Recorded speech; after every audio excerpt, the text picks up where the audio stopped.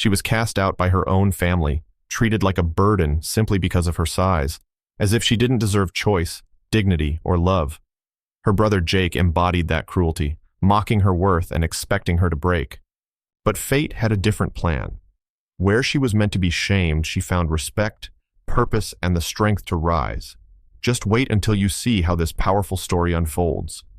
And why, in the end, justice didn't just return. It triumphed. From the time she was little, Caroline Brooks felt the eyes. They trailed her in the school hallway, followed her through grocery aisles, burned through her shirt seams in the locker room. No one ever said it outright, at first. But in the whispers behind hands, in the too loud jokes in the cafeteria, in the look her own mother gave her reflection in the mirror, it was always there. "You've got such a pretty face," they'd say like it was a consolation prize. "If only you tried a little harder with your body," her aunt once added, as if it were a group project she hadn't finished. Caroline lived in Casper, Montana, a town too small to let anyone forget who they were, or who others said they were. In high school, her name was on every mean-spirited nickname list. Caroline the Cushion, Pudge Princess, Moving Mountain. It wasn't just kids either. Even her older brother Jake, who was supposed to protect her, laughed along with the rest. "You're never going to get married if you keep eating like that," he said once at the dinner table. Their father didn't correct him. Their mother changed the subject. Caroline wasn't lazy. She wasn't bitter. She was warm-hearted, with a laugh like wind chimes and a talent for healing animals. She once rescued a broken-winged hawk and nursed it for weeks. She dreamed of becoming a vet. Maybe moving to a place where people didn't measure worth by waistlines. But dreams don't speak loudly when the world keeps shouting over them. Her parents didn't believe in dreams, not for girls like her. They believed in survival, reputation, and the unspoken currency of usefulness. When debts mounted, when the land taxes piled up, and her father's pride kept him from asking the bank for more time, the answer came in the form of a conversation she wasn't even part of. One day, her father came home quiet, not angry, just settled. Her mother wouldn't look her in the eye, and then came the words, "There's a man. He's from out past the canyon, an Apache. His people still live by the old ways. He's looking for a wife, someone strong, someone who won't whine." Caroline's heart dropped. She thought it was a joke. But the silence told her otherwise. She wanted to scream. She wanted to ask why her. But deep down, she already knew the answer. Because in this family, in this town, in this narrow little life, she was considered the one with no options, the one who was never going to be chosen unless someone else chose for her. And so, with a heavy blanket folded over her shoulders and a bag packed by hands not her own, Caroline left behind the town that never saw her for who she was. She was not running to something. She was being handed over. A trade. They didn't say goodbye, and no one called her name as the wagon pulled away. The road out of Casper wasn't long, but for Caroline, it stretched like a lifetime. The wagon creaked with each turn of the wheel, stirring the dust of a place that had already decided who she was and where she belonged. Her fingers clutched the thin fabric of her shawl, knuckles white, though the sun had barely risen. No one had explained what waited for her. Only that she was expected. Her father hadn't even said the man's name at first. Just, "He's Apache," as if that was all that mattered. Only later did she hear the name spoken by one of the rides in a half-laugh, half-shiver. "Chain?" the man had said. "That's what they call him. Chain from the Fire Hills. The one who doesn't talk much, doesn't need to. They say he broke a wild stallion with just a stare." The others chuckled, but not kindly. Caroline had tried to picture him, this man she was being sent to. Would he be cruel? Would he look at her the way boys in town always had, with either mockery or boredom, or worse, with nothing at all? The wagon passed the last sign of fencing, where the green fields turned to endless scrub and red rock. They crossed the river where the trees bent low, and the wind picked up like it too, knew something was wrong. By midday, she saw them, 3 riders waiting on a distant ridge, still as statues. As the wagon drew closer, one of them stepped forward, tall, broad-shouldered, long dark hair tied at the back. No weapon in hand, but something about his stance held weight. Caroline felt her breath catch. This was him. Chain didn't speak right away. His eyes met hers, not harsh, not cold, just steady, as if he was trying to read a language written across her face. One of the rides nudged her forward. "Well, go on, girl." Time to meet your new home. She stepped down slowly, boots crunching the dry earth. Her heart thundered loud enough to echo. She expected inspection, judgment, some sign that he found her lacking. But instead, he bowed his head. Not deeply, just enough. Enough to make her doubt every warning she'd heard. "You are Caroline," he said. His voice was calm, grounded, and lower than she imagined. "You are welcome." It disarmed her more than anger ever could have. No one in Casper had welcomed her like that. Chain gestured toward a painted horse already saddled. "If you ride, I walk with you. If you walk, I walk beside you. You choose." She stared, stunned. It was such a simple thing, but no one had ever offered her a choice before. She nodded faintly and stepped toward the horse. He helped her up, gently, respectfully. Not a word about her weight or how she shifted. Just patience. As they began the journey deeper into the canyon, toward the fire hills, Caroline glanced back once. The wagon was already turning, its wheels throwing dust into the air like an eraser across the past. She didn't know what waited ahead, but for the first time in her life, she wasn't being dragged. She was moving forward, even if it still felt like falling. The fire hills rose like waves of rusted gold, glowing under the late sun. There was a wild kind of silence in the canyon, not empty, but alive. The wind moved slowly, the air carried the scent of cedar and sage, and the stones underfoot were warm, like they held stories of those who came before. Caroline sat stiffly in the saddle, her mind still echoing with every warning, every whispered tale from town. This was where she'd been sent, to live among people she didn't know, with a man whose name alone stirred rumors. A man who had bowed to her, a man who hadn't looked at her with pity or disapproval. They reached the village just before dusk. It wasn't what she expected. There were no cages, no fences, no cold stares. Instead, children playing with handmade toys, laughter rising from open fires, the rhythm of life moving at its own pace. People nodded as they passed, not out of fear or judgment, but recognition, as if they'd been expecting her, not as a burden, but as someone with a place. Chain led her to a small home built near the edge of a stream. The structure was simple: stone, wood, leather, but there was beauty in the details. Hand-woven fabrics, carved symbols, painted clay pots drying near the wall. It felt more grounded than anything she had known. He opened the door for her, then stepped back. "This is yours. You can change it. You can leave it. You decide what it becomes." Caroline turned slowly, unsure how to react. No one had asked her opinion on anything in years, certainly not about where she would live. "Why?" she asked softly. Chain paused. "Because you are not something given. You are someone becoming."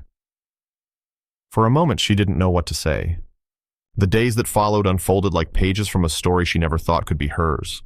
Chain didn't treat her as a guest or as a possession. He treated her as an equal, as a mind, as a voice. He showed her how to start a fire from nothing but stone and breath. He taught her the meaning behind the markings etched in the canyon walls. Stories of strength, balance, loss, and return. When she stumbled, he didn't step in to take over. He waited, calm, patient, sure that she'd find her own way. And she did.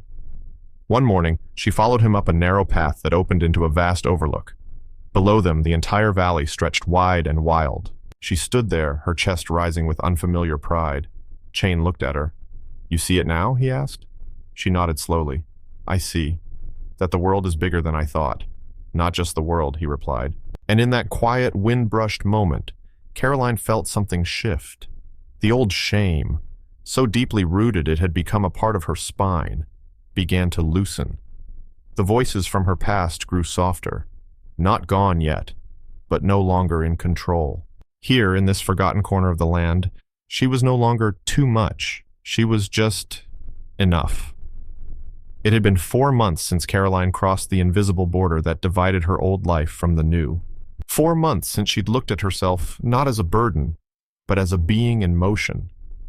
She had learned the names of stars, the healing power of wild herbs, the shape of silence that meant respect, not neglect. She had learned how it felt to be seen, truly seen. So when the riders came, raising dust in the afternoon heat, she knew without being told that her past had found its way back. 3 horses, 1 wagon. 5 familiar faces she hadn't expected to ever see again. And one of them, impossible to miss, sat tall in the saddle like he owned the earth beneath it. Jake. Her brother hadn't changed, still sharp-jawed, still wrapped in that smug confidence that small-town men wore like armor. Behind him stood 2 of the Reeds and a man from the sheriff's office, official-looking, tense. Caroline stood outside her home, the same place she had swept clean that morning and lined with dried flowers gathered near the stream. Her hair was tied back with a woven ribbon. Her hands were firm, still, ready. Jake dismounted like he was arriving at a place he never respected to begin with. His gaze swept over the village, then landed on her. "There you are," he said with a grin that didn't reach his eyes. "Heard you've been living it up out here, playing native, or something." No one in the village moved, but they were watching, with quiet, deliberate presence.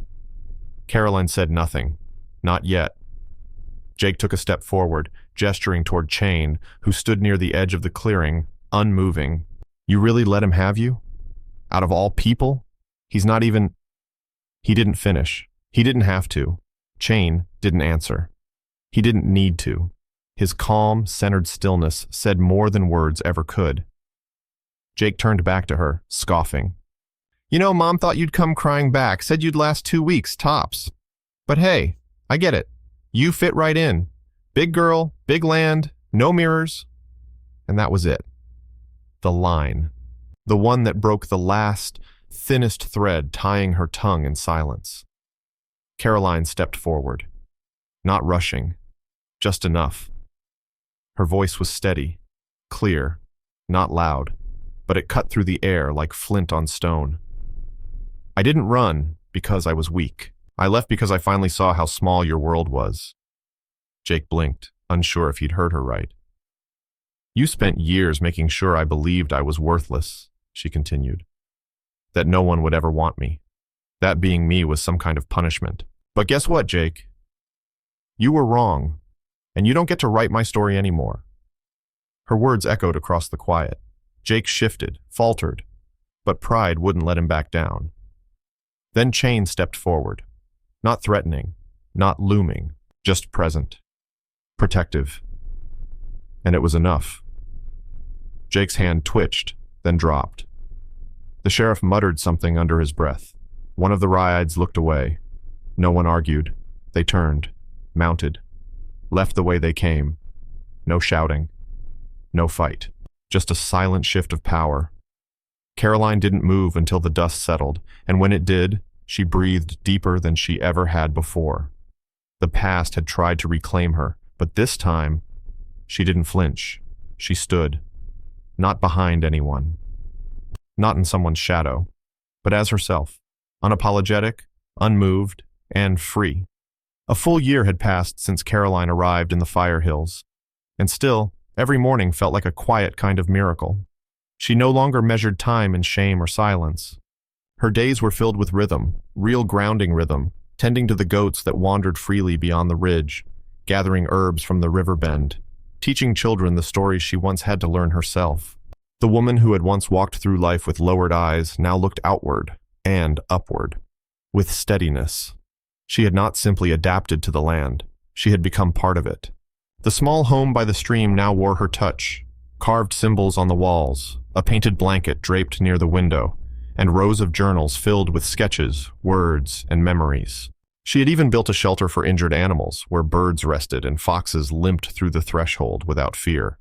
She was no longer the girl they had handed off. She was a presence, a keeper of stories, a builder of peace. The people in the village called her Star Walker, not for any legend she fulfilled, but for how she moved through the dark and came out brighter, not louder, just clearer. One morning, a boy from the village, no more than 9 years old, walked beside her as she carried a basket of roots. They passed a traveler on the trail, a man from the north who had never seen her before. He whispered something under his breath, surprised by her frame, her stature. The boy stopped, turned, and said without hesitation, "She is like the earth, full of strength. You don't shrink the land to love it. You grow enough to understand it." Caroline's breath caught, Not from hurt, from pride, not in herself alone, but in the seed that had grown, bloomed, and rooted not just within her, but around her. She looked out at the horizon, at the golden layers of rock and sky and wind, and knew she had not been saved. She had saved herself, by stepping beyond what others said she was, by listening to the voice that had always whispered inside her, "You are more." And in this place, among people who never asked her to change, she had finally remembered who she was before the world tried to decide it for her. No crown, no title, no applause. Just a woman, standing in her truth. And in the quiet of the fire hills, that was more than enough. It was everything.